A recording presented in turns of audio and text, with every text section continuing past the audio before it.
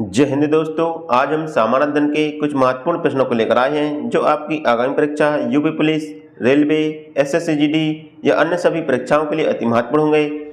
चलिए तो हम स्टार्ट करते हैं। हमारा पहला क्वेश्चन है, किस गवर्नर जनरल के काल में हस्तक्षेप की नीति अपनाई गई थी? तो आपको बताना है कि किस गवर्नर जनरल के काल में हस्तक्षेप की नीति अपनाई गई थी। तो इसका ऑप्शन है Sir John Shore, Lord William Bentinck, Lord Dalhousie या लॉर्ड हार्डिंग। तो इसका राइट आंसर होगा Sir John Shore. Sir John Shore के शासनकाल में हस्तक्षेप की नीति अपनाई गई थी। तो इसका राइट आंसर ऑप्शन ए होगा। हमारा अगला क्वेश्चन है, सहायक संधि किस गवर्नर जनरल द्वारा शुरू की गई? तो आपको बताना है कि सहायक संधि किस गवर्नर जनरल द्वारा शुरू की गई। इसका ऑप्शन है Sir John Shore, Lord William Bentinck, Lord Dalhousie या लॉर्ड बेलेजली। तो इसका राइट आंसर होगा लॉर्ड बेलेजली। लॉर्ड बेलेजली द्वारा सहायक संधि की शुरुआत की गई थी। तो इसका राइट आंसर ऑप्शन डी होगा। हमारा अगला क्वेश्चन है, भारत में प्रथम डाक टिकट का प्रचलन शुरू हुआ? तो आपको बताना है कि भारत में प्रथम डाक टिकट का प्रचलन किस वर्ष शुरू हुआ। तो इसका ऑप्शन है 1852, 1855, 1854 या 1853।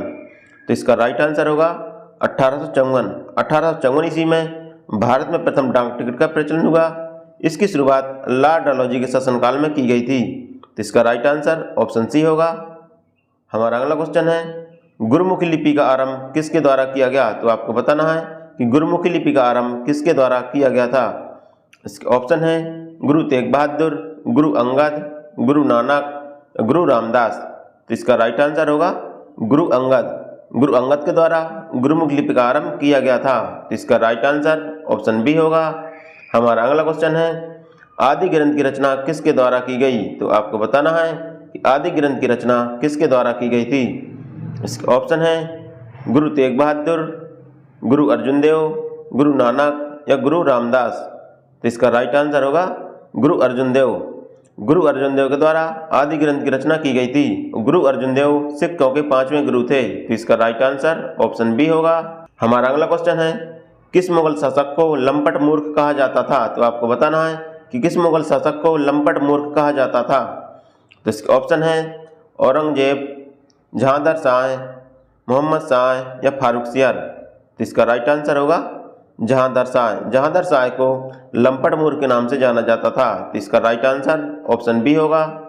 हमारा अगला क्वेश्चन है, तख्ते ताग पर बैठने वाला अंतिम मुगल शासक कौन था? तो आपको बताना है कि तख्ते ताग पर बैठने वाला अंतिम मुगल शासक कौन था। तो इसके ऑप्शन है औरंगजेब, जहांगीर शाह, मोहम्मद शाह या फारुखसियर। तो इसका राइट आंसर होगा मोहम्मद शाह। तख्ते ताग पर बैठने वाला अंतिम मुगल शासक मोहम्मद शाह था।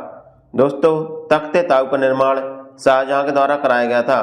तो इसका राइट आंसर ऑप्शन सी होगा। हमारा अगला क्वेश्चन है, वायुमंडलीय दाब को मापा जाता है? तो आपको बताना है कि वायुमंडलीय दाब को किसके द्वारा मापा जाता है। तो इसका ऑप्शन है बैरोमीटर, सिस्मोग्राफ, लेक्टोमीटर या फेदम-मीटर। तो इसका राइट आंसर होगा बैरोमीटर। वायुमंडलीय दाब को बैरोमीटर के द्वारा मापा जाता है। तो इसका राइट आंसर ऑप्शन ए होगा। हमारा अगला क्वेश्चन है, संयुक्त राज्य अमेरिका में चलने वाली गर्म पवनों को कहते हैं? तो आपको बताना है कि संयुक्त राज्य अमेरिका में चलने वाली गर्म पवनों को किस नाम से जाना जाता है। तो इसका ऑप्शन है लू, खमसिन, चिनूक या हरमंटन।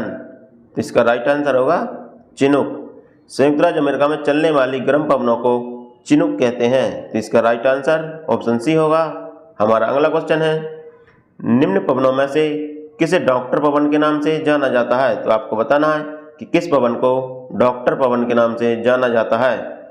तो इसका ऑप्शन है नरवेस्टर, खमसिन, चिनूक या हरमंटन।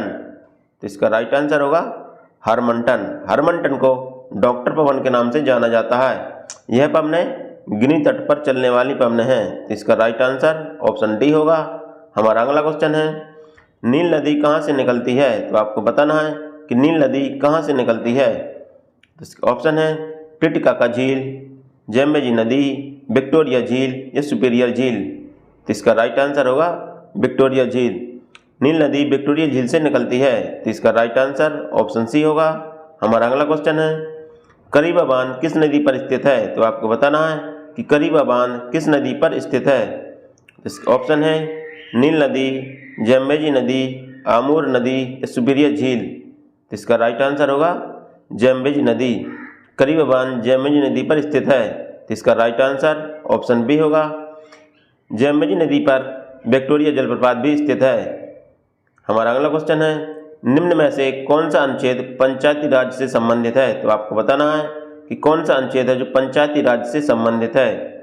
इसका ऑप्शन है अनुच्छेद 122, अनुच्छेद 123, अनुच्छेद 243, अनुच्छेद 121।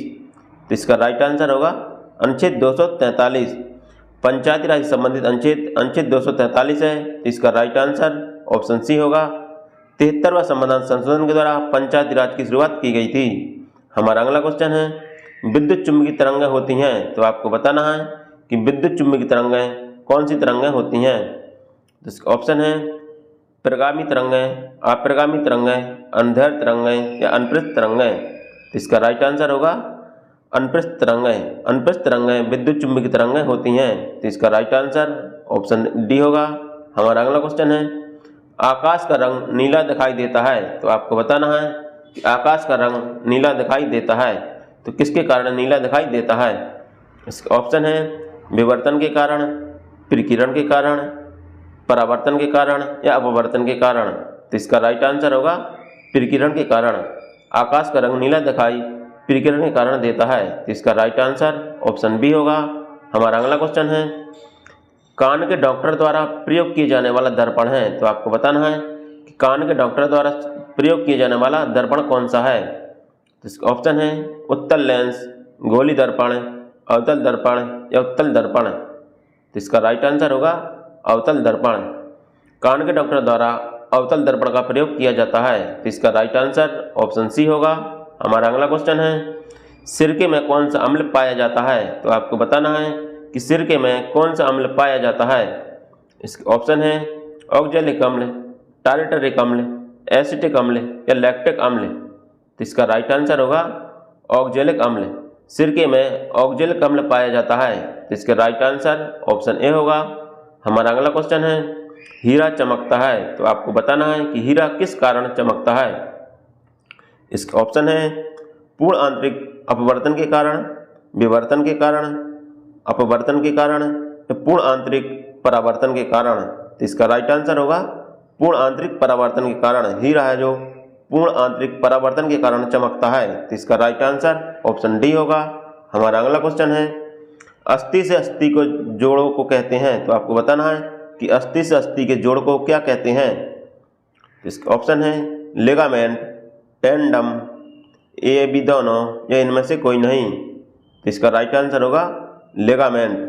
अस्थि से अस्थि के जोड़ को लिगामेंट कहते हैं। तो इसका राइट आंसर ऑप्शन ए होगा। हमारा अगला क्वेश्चन है विटामिन डी का रासायनिक नाम क्या है। तो आपको बताना है कि विटामिन डी का रासायनिक नाम क्या है। तो इसका ऑप्शन है बायोटीन, फिलोक्लोबिन, टोकोफेरल या कैल्सीफारेल। तो इसका राइट आंसर होगा कैल्सीफारेल। विटामिन डी का रासायनिक नाम कैल्सीफारेल है। तो इसका राइट आंसर ऑप्शन डी होगा।